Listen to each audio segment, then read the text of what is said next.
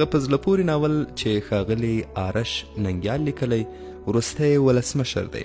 دا چې په وروستي ولسمشر کې ښاغلي آرش ننګیال څه رانغښتي په خپله داستان کې اورو، خو تر ډیره د ناول محتوا یې منځپانګه پولیسي ده او د افغانستان د تاریخ درنه څنډه پکې راخیستل شوې ده.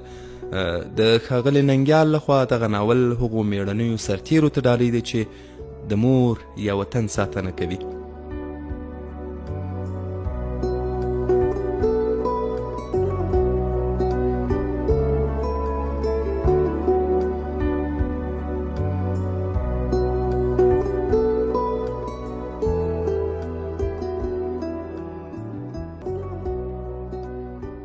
همدا چې د کابل په ارګ کې مې قدم کېښود، یو عجبه غرور را پیدا شو. له ډېرې خوشحالۍ سم په هوا شوم. ځان راته یو فاتح ښکارېده. غاړه مې لا هسکه او قدمونه مې غښتلي شول. موږ لوی افغانستان له خپل 15,000 کلن پیښلیک یا تاریخ له یما، غزنوي، احمدشاه، تیمورشاه، سردار داود خان او نورو سره فتح کړ. هغه ارګ مو فتح کړ چې زموږ د هیواد پر وړاندې یې توطیې جوړولې او ګواښونه یې کول. هغه چې زما د هیواد د ویشلو لپاره یې له همدې ځایه غږ پورته کاوه، له آمو تر اباسینه او له آمو تر اټکه نارې وهلې. هغه ارګ چې زما د هیواد د کمزورۍ لپاره یې ان روسان راوستل، څو زما هیواد هم لکه ځان د شوروي مستعمره وګرځوي او همداسې پسې تودو اوبو ته لار ومومي.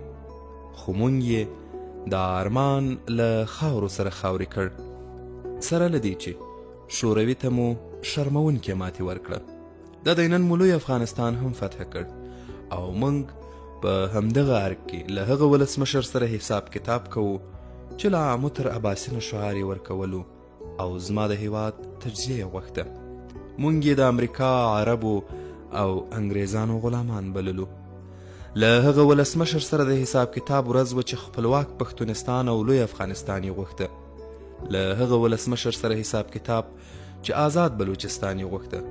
له هغه ولسمشر سره حساب کتاب کوو چې زموږ هیواد یې د ترهګرو روزونکی باله. زه هغه ارګ ته راغلی یم چې لیوني داود خان ترې زما د هیواد پر وړاندې د جګړې اعلان کړی و.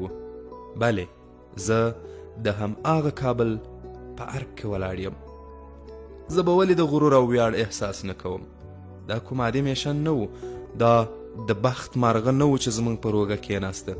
دا یو اوږدمهاله له خطره ډکه پروژه وه چې نن یې بالاخره پای ته نږدې شو.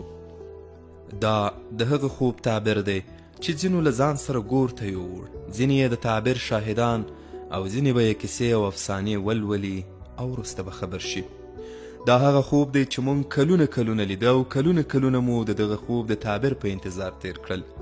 نو مونږ دې ورځې ته ډېرې شوګیرې کړي دي. اورېدلې مې دي د هغو خلکو خوب رښتیا کیږي چې خوب ویني، او معجزه د هغو په ژوند کې واقع کیږي چې پر معجزه باور ولري. ما هم خوب لیدلی او هم پر معجزه باور لرم.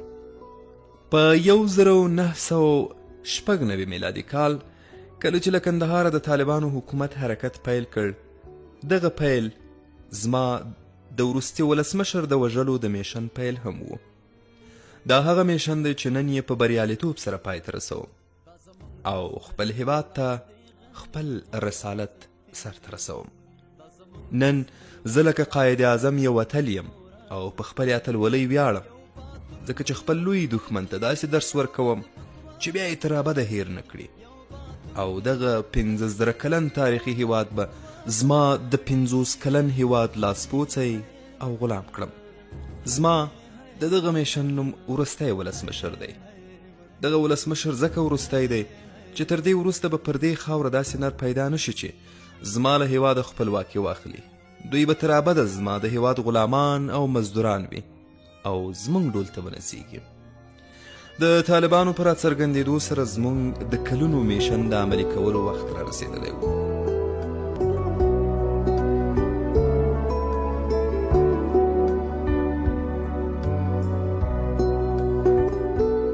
زه چې د روسانو پر وړاندې د جهاد له زمانې له افغان لیډرانو، افغانانو او افغانستان سره ښه بلد یم، د دې میشن یعنې د وروستي ولسمشر د برخې مسؤلیت راوسپارل شو. دا میشن څه عادي میشن نه و. زموږ میشن له خطره ډک و. نه یوازې سیمه ییزو بلکې له نړیوالو ګواښونو سره د مخ کېدو ویره مو زړه کې وه. موږ یو کس نه وژلو او نه مو یوه ډله نیوله. موږ پر یوه هیواد یرغل کاوه. موږ په 20مه پیړۍ کې یو هیواد په خپله مستعمره کې راوست او موږ د یوه هیواد تاریخ له منځه وړلو. موږ د افغانانو په لباس کې پر افغانستان یرغل کولو. موږ نه غوښتل د جلال آباد تجربه بیا هم تکرار کړو. له هغې جګړې مو ستر درس واخیست. موږ دا ځل سیاست او استخبارات سره ګډ کړل. داسې چې نه په خپله تحریک پوهېده چې زموږ استخباراتي ریاست د افغانستان په جګړه کې په مستقیم ډول لاس لري او نه هم نور عام افغانان.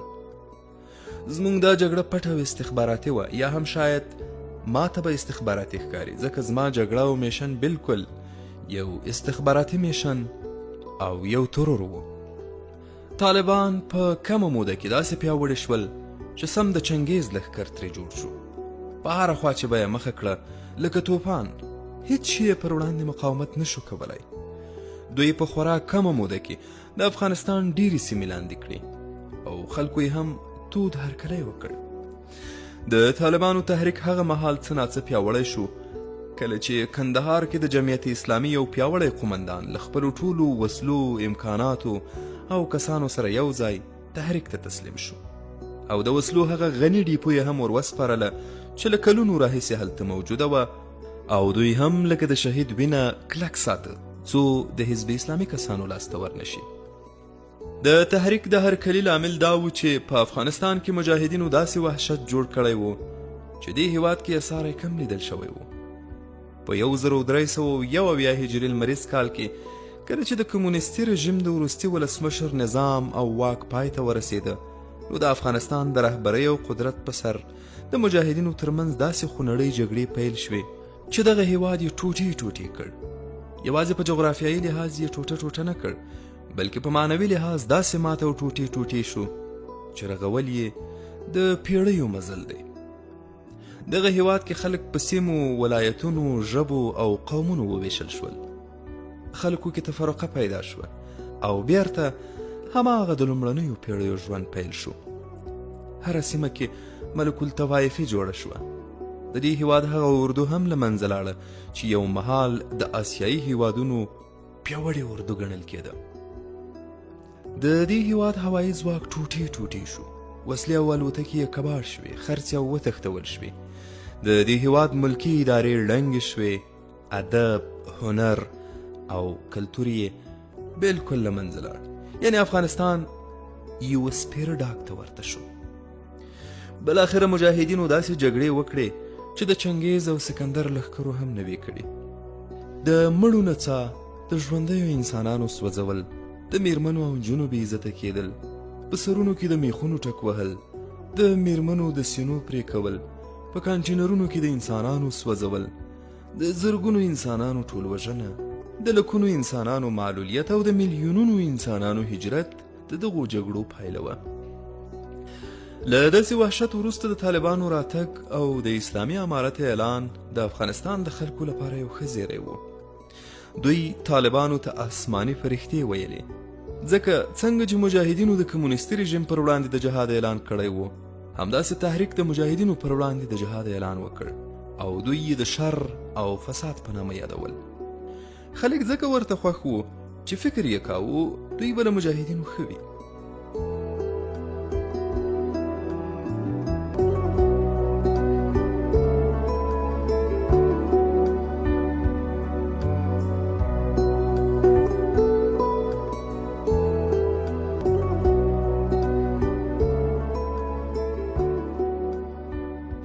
له دې بدلونونو څخه زموږ د وخت لومړی وزیر پوره ګټه واخیسته.